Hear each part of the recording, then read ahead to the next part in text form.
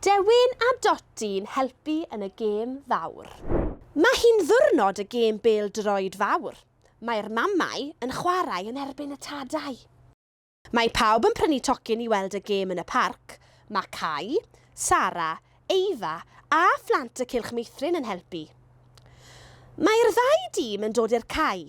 Hwrei! Ond ble mae'r dyfarnwr? O na, does dim dyfarnwr.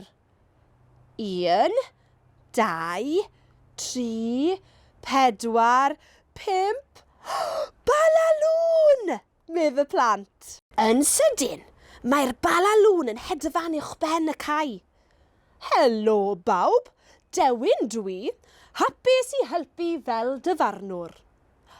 Mae Dewin yn chwythu'r chwiban. Mae'r gêm yn dechrau. Mae'r bêl yn taro'r postyn gôl ac yn byrstio.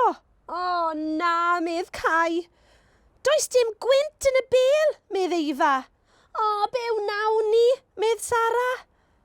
O, mae Dewin yn chwerthin. Peidiwch â phoeni, medd Dewin. Mae Dewin yn taflu ser hyd yr os het hudol Dewin. Hwrei! Dyma bêl newydd sbon.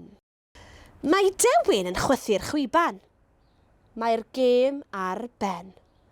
2 gôl i'r mamau a 2 gôl i'r tadau. Hwrei! Am ddiwrnod da.